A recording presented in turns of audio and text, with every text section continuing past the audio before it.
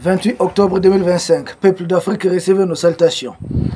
Depuis une position, c'est-à-dire quelque part au Mali, donc nous allons taire l'endroit. Nous enregistrons la présente émission. La présente émission pour parler de la politique de réciprocité mise en place par les autorités du Mali et voire même par les autorités des autres pays de l'Est. Cette politique de réciprocité qui vise d'une part à nous faire respecter par les autres peuples du monde, à faire respecter la souveraineté que nous sommes en train de construire pour nos pays, qui vise surtout à faire comprendre aux autres, certains qui se voient des suprémacistes, que nous autres Africains, en tout cas Africains de ce qu'on appelle l'Afrique subsaharienne, nous ne sommes pas les esclaves des gens, nous sommes aussi des gens dignes, nous avons une dignité, nous avons un honneur à défendre.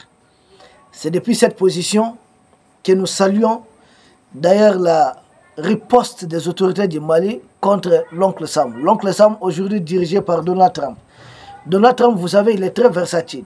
Lui qui peut dire aujourd'hui tout va bien, demain matin il va vous dire tout va mal. Aujourd'hui Donald Trump, je ne sais pas il est quelle heure, il vous traite à l'instant que vous êtes un bon type. Une heure après il va vous traiter de très mauvais types. Le lendemain il va vous traiter de très bons types. Bon, c'est quelqu'un qui bouge. Face à des gens comme ça, il faudrait garder une position constante. Je pense que c'est dans ce cadre d'ailleurs que le président Poutine a beaucoup de victoires contre Donald Trump. Parce que c'est lui qui dit tout, c'est lui qui dit tcha, c'est lui qui dit Poutine est un bon type, on va se rencontrer, il y aurait ceci, c'est lui qui promet tout, c'est lui qui annule le tout. Face à un tel monsieur, les autorités du Mali sont restées imperturbables. Les autorités du Mali sont restées vraiment concentrées. Voilà. Les autorités, nous sommes restés très imperturbables au Mali. Parce qu'ils ont pris une décision soudaine de dire quoi? Que dorénavant, pour qu'il y ait des Maliens voyagent aux États-Unis, il faudrait déposer une caution de 5 000 à, je sais pas, 10 000 dollars. Mais attendez, c'est tellement insultant ce comportement, cette attitude. En lieu et place, nous n'avons pas fait beaucoup de bruit. Nos autorités ont aussi décidé que chaque citoyen américain qui voudrait venir ici doit payer la même somme, le même montant pour les mêmes bits. Déposer ça en caution. Et quand on avait fait ça, nous avons vu beaucoup de commentaires. Ce qui a encouragé le Mali. Mais nous avons aussi lu certains Africains. Vous savez, il y a des Africains, quand vous frappez sur les impérialistes, et ils se sentent beaucoup plus mal que les impérialistes. Nous comprenons que c'est toujours un honneur pour le chien de vouloir mourir devant la porte de son maître. C'est comme ça que nous comprenons. Nous comprenons que le chien est l'un des animaux les plus fidèles. Nous le comprenons. Les Africains aussi qui travaillent pour ces impérialistes sont tellement fidèles, tellement loyalistes, qu'ils sont prêts à vous vomir toutes les théories, toutes les doctrines de ces impérialistes. C'est pourquoi certains de ces Africains, nous n'avons pas été surpris de les voir d'ailleurs dire que le Mali, comme un pays pauvre, peut riposter comme les États-Unis, vous êtes allés loin, haute là. Hey, peu à l'âme du président Ahmed Sékou Touré. Si mieux vaut vivre digne avec ses moyens que vivre dans l'opulence mais étant esclave, ça ne sert à rien. Et le président Thomas Sankara l'avait dit, paix à son âme également. Il l'a assassiné d'ailleurs. L'esclave qui n'est pas capable d'assumer sa révolte ne mérite pas que l'on s'apitoie sur son sort. Ça c'est très clair. Penser qu'il y aura un dieu ou bien une divinité, et je sais pas, un autre peuple qui viendra dire un jour, bon, les Africains ont assez souffert, ça suffit. C'est pas vrai. Les Africains doivent se libérer. Dieu a doté les Africains de l'intelligence. Les autres ne sont pas plus intelligents que nous. Peut-être nous refusons de comprendre le fonctionnement réel de ce monde. Et ces gens, le Mali ne devait pas faire ceci, il fallait faire comprendre aux Américains, il fallait discuter, il fallait faire ceci. Nous, on a tout simplement mis en place. C'est Donald Trump qui a envoyé un émissaire ici. Le président Assimi Goïta n'a jamais envoyé un émissaire là-bas. Ils savent qu'ils sont riches, alors ce sont eux qui ont dépêché un émissaire ici, au Mali et dans les autres pays d'Israël, de l'Est. Et l'émissaire était venu faire quoi? Demander notre or, demander notre lithium. En échange de quoi? Qu'ils vont éliminer les chefs terreux. Les chefs terreux, il y a 72 heures de cela, nous avons éliminé beaucoup. L'armée malienne même sait éliminer les chefs terreux. Donc, ils ont besoin du Mali. Ils ont besoin de venir passer des marchés. Nous avons des partenariats commerciaux avec tout le monde. Parce que le président Assimi Goïta, c'est 3 principes qui sont repris dans la constitution du Mali. Il est question de respecter tout simplement la souveraineté du Mali. Après tout, la société de télécommunications la plus développée au Mali, c'est Orange. C'est une société française. Mais tant que la société va bien payer ses taxes et autres au Mali, n'est pas se mêler des affaires politiques du Mali, des affaires sécuritaires. Être là exclusivement dans les buts commerciaux, mais on n'a aucun problème. Tant que la société ne serait pas là pour essayer de saboter la souveraineté du Mali, nous n'avons pas grand-chose. Nous avons dit respect de la souveraineté du Mali. Les États-Unis et les Russes, ils font des affaires. Les Russes et les Français font des affaires, ils vendent du pétrole. Malgré toute la guerre qu'il y a entre en Ukraine. Même entre l'Ukraine et la Russie en 2024, les chiffres d'affaires, c'était autour de 21 millions d'euros. À la guerre comme à la guerre. Aux affaires comme aux affaires. Mais ne venez pas pour les affaires et vous mêlez de nos affaires. Mais ils ont besoin de venir chercher l'or ici aussi. Donc ils ont besoin du visa. De leur main-d'œuvre qui doit venir et autres, ils ont besoin du visa. Ils ont mis dans la tête des pays africains comme si c'est nous qui avons éternellement besoin de ces gens. Or c'est faux. C'est faux. Ils ont aussi besoin de nous. C'est pourquoi on a mis en place la réciprocité en matière de visa. Ce n'est pas compliqué. Nous-mêmes, nous travaillons à ce que des jeunes Maliens, des jeunes Africains ne soient pas enviés d'aller chez dans ces pays-là. Parce que vous abandonnez vos terres ici. Souvent, quand des Africains partent, immigrent, c'est pour travailler où? Dans des champs, dans les restos, nettoyer les assiettes et autres. Mais nous avons des champs ici. L'Europe n'a pas plus de terres que l'Afrique. Ça, c'est très clair. Les États-Unis n'ont pas plus de terres. Les États-Unis, tout au plus de 9 millions de kilomètres carrés. L'Afrique, c'est plus de 30 millions de kilomètres carrés. Je n'ai pas dit le continent américain, je parle des États-Unis. Ils n'ont pas plus de terres que nous. Ils n'ont pas plus de terres cultivables que les Africains. Pourquoi abandonner nos terres et aller travailler chez eux? Et eux, ils reviendront exploiter. Non, attendez, c'est pas sérieux. L'immigration africaine, d'accord, dans le temps, on a eu à le faire. Mais l'Afrique que nous voulons, il ne faut pas que des Africains se jettent à la Méditerranée ou autre pour elle. Mais nous saluons nos frères qui résident dans ces pays. Beaucoup nous appellent. Il y a un d'entre eux qui me dit constamment, il dit, général, tu sais qu'ici en Occident, il y a tellement de taxes. Lui, il est principalement aux États-Unis. Il dit, tu sais qu'aux États-Unis, les gens sont très endettés. Les gens ont du mal à vous le dire. Vous savez, quand les gens partent en Afrique, ils ont du mal à dépasser un mois là-bas. Parce que les 30 jours que tu vas faire là-bas sans travailler, tous les taxes que tu dois payer là, t'attends tranquillement. Toutes les dépenses que tu dois faire. Donc les gens sont obligés de revenir travailler. Les gens vivent comme des robots là-bas. C'est la robotisation de l'être humain. Ce qui correspond pas à la chosification de la société. Ils sont dans ça. Donc quand les États-Unis imposent ça au Mali, c'est à nous de comprendre que nous ne sommes pas pauvres en fait. Notre pauvreté elle est artificielle. Nous sommes naturellement riches. Quand vous voyez nous-mêmes notre conception, c'est-à-dire nous-mêmes, quand vous prenez l'être africain, sa morphologie, son anatomie, nous sommes naturellement riches. Nous pouvons être adaptés à toutes les situations, à tous les changements climatiques, à tout ce, c'est-à-dire à tout ce qui peut exister sur cette terre. L'homme africain peut s'y adapter facilement. C'est pourquoi quand vous nous voyez ici en Afrique, et vous nous voyez encore en Europe, travailler sur certains chantiers, vous n'allez pas croire. Les mêmes Africains, vous allez les trouver au Moyen-Orient en train de bosser. Les mêmes Africains, vous allez les trouver en Amérique en train de bosser. Dieu nous a bénis. Mais est-ce que nous-mêmes, nous travaillons pour prouver au monde que nous sommes réellement les peuples bénis? Non. Pendant ces temps, on cherche à se détruire, à se casser. C'est aux dirigeants africains que des néocolonialistes disent souvent, ne prenez pas photo avec vos frères. Et puis ils acceptent, ils le font. Mais comment vous voulez que nous soyons forts à l'RG? Comment vous voulez qu'on soit puissant à l'RG? Ce que Zelensky traverse, toute l'Europe dit c'est un pays européen, il ne doit pas connaître la défaite. Il faut l'aider par tous les moyens. Ils ont endetté leur pays pour le soutenir. Mais pendant ce temps, qu'est-ce qui se passe chez nous ici en Afrique? On dit à certains Africains, combattez les pays de l'Est, comme si les pays de l'Est ne sont pas de l'Afrique.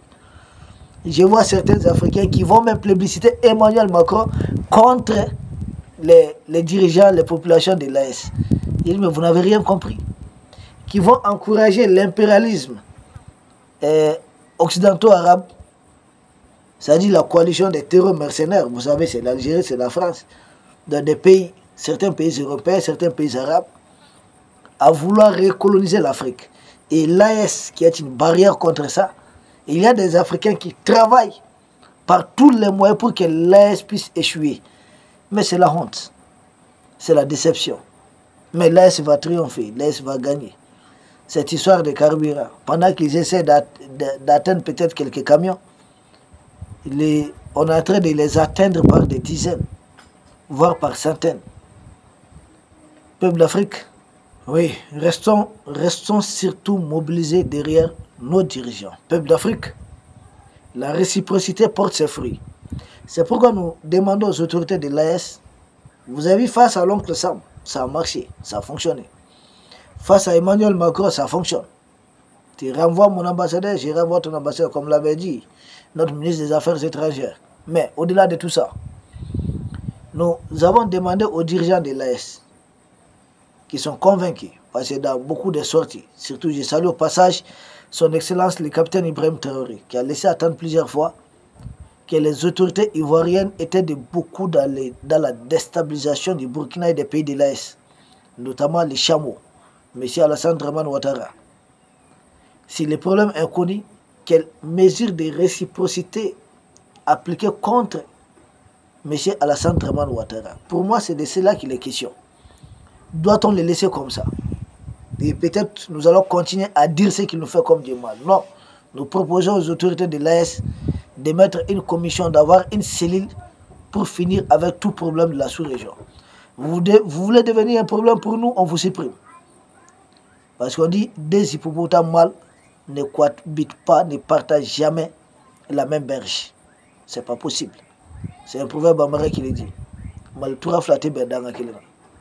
Des hippopotames mâles jamais partager une même berge, c'est pas possible. Elle doit laisser sa vie. Donc Ouattara et nous, c'est comme ça. Cette réciprocité, cela aura, si on a un président qui comprend les enjeux au niveau de la Côte d'Ivoire, ça va soulager davantage les pays de l'Est. Vous voyez, depuis que celui-ci est arrivé à la tête du Ghana, ça nous a fait du bien. Il vaut mieux que Nana Akufo-Addo. Au moins, si le front côté ghanéen, on l'a éteint. Et nous savons aussi, peut-être certains dirigeants autour de nous n'ont pas répondu à toutes les attentes, mais ont été moins belliqués que leurs prédécesseurs. La réciprocité entre les pays de l'Est et l'Algérie.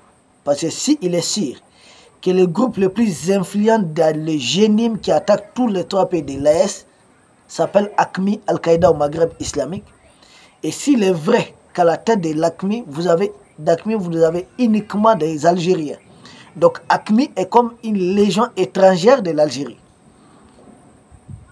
Si c'est vrai, et s'il est aussi vrai que Iyad Gali se trouve en territoire algérien, s'il est aussi vrai que lors de l'embuscade contre les forces armées du Mali et leur conseil militaire russe, à Tezawaten, que les forces armées algériennes ont participé d'une manière ou d'une autre, et ça, c'est ressorti dans les discours de notre Premier ministre, son Excellence Ablaye Maïga, à l'Assemblée générale des Nations unies.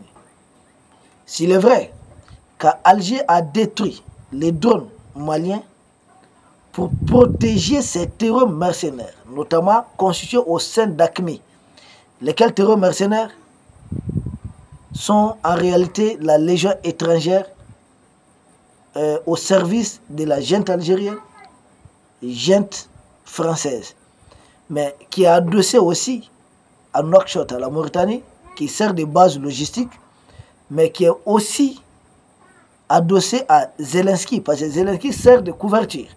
À chaque fois qu'il veut livrer des armes à ces barbares d'une autre époque, il passe par Zelensky. J'ai entendu, c'est le Premier ministre ou le président polonais, là, Donald Tusk, aidez-nous avec ça. Donald Tusk dit que les intérêts Russes en Europe, partout, peuvent être des cibles légitimes pour Zelensky, pour l'Ukraine. Ce qui veut dire, là il a parlé de l'Europe, que partout dans le monde, principalement en Afrique, si vous avez une présence russe, Zelensky peut venir s'attaquer à votre pays. Mais c'est très grave. Les mêmes qui prétendent, les mêmes qui disent que leurs valeurs sont le respect des textes, respect, je ne sais pas de quoi, des décisions de l'Assemblée du droit international et autres, mais ce qu'il a dit, ça viole tout le droit international. Ça viole tout. Mais quand ils font quelque chose, selon eux, tout est normal. Mais quand c'est des gens qui ne sont pas comme eux, qui ne pensent pas comme eux, il faut tout condamner. Simple preuve, Netanyahou a des armes nucléaires, pour eux, en violation de tous les textes. Ils n'en parlent pas, c'est normal. Mais si l'ayatollah de l'Iran veut en avoir, il faut en faire une histoire. Bon, bref, ça c'est un autre débat. Mais nous, en ce qui nous concerne ici, nous leur disons que l'Afrique n'est pas un terrain où Zelensky peut venir faire ce qu'ils arrêtent avec cette histoire. Qu'ils se respectent, qu'ils vivent chez eux. Ils sont libres de faire, de nouer partenaires avec qui ils veulent, de respecter aussi que d'autres pays africains puissent aussi faire des partenariats avec qui ils veulent. C'est pas compliqué. Maintenant, refuser cela, c'est l'esprit paternaliste. C'est la condescendance. C'est tout simplement du néocolonialisme. Et nous n'allons pas nous laisser faire. Nous sommes décidés également à défendre notre souveraineté. Donc la réciprocité du Mali à l'endroit des États-Unis, il ne faut jamais se sous-estimer dans la vie. Il y a tellement d'histoires, tellement de légendes, tellement de choses qui nous enseignent ça. Après tout, David contre Goliath. C'est une bonne histoire, non? Elle est très belle, cette histoire. Où on voit David qui était supposé être petit face à Goliath qui était craint par tous. Mais finalement, David va triompher de Goliath. Nous autres, nous n'avons pas la dimension de David. Nous sommes plus nombreux qu'eux. Ah oui, oui, nous sommes plus nombreux qu'eux. Nous sommes beaucoup plus vastes qu'eux. Même si on voit là, dans une carte, là, ils essaient de présenter une image écornée de l'Afrique. Mais ça aussi, ça viendra avec le temps. Nous allons démonter tout ça. Peuple d'Afrique, restons mobilisés. La réciprocité, c'est ce qui fait respecter. Parce qu'entre les États, j'ai vu, quelqu'un m'a dit une fois, ah écoutez, général, si quelqu'un vous fait du mal, essayez de récompenser, de répondre par le bien. C'est ce qui est une religion. J'ai dit, écoutez, sortez de vos histoires de religion quand il s'agit des États. Religion, ça, il s'agit de ma personne, de ta personne peut-être. Vous croyez à quelle religion? Allez-y. Vous le faites pourquoi? Peut-être pour avoir, voilà, une conscience un peu tranquille. Après, que vous ne soyez plus de ce monde. Ça n'engage que vous. Pourquoi vous êtes dans la religion? C'est pour adorer Dieu. La religion est une affaire personnelle. Maintenant, les États, là, les jours du jugement dernier, les États, on ne les juge pas. Les États n'ont pas de sang. L'État, c'est l'État. Et l'État ne doit pas avoir de sentiments. Donc, sortons surtout dans certains faux calculs. Entre les États, dans le contexte, dans la configuration géopolitique actuelle du monde, ce qui compte, c'est les rapports de force. Ce qui compte, c'est la défense des intérêts. C'est ce qui compte dans le monde actuel. Il n'y a pas de sentiments. Il n'y a pas que le président de tel pays est gentil, tout le monde sera gentil avec lui. Non, ça n'existe pas. Si c'était le cas, il n'allait pas assassiner le président Thomas Sankara. Si c'était le cas, il n'allait pas embêter le président Assimi Goïta, qui ne dérange personne, il ne va chez personne, il n'a de compte bancaire nulle part. Qu'est-ce qu'il a fait?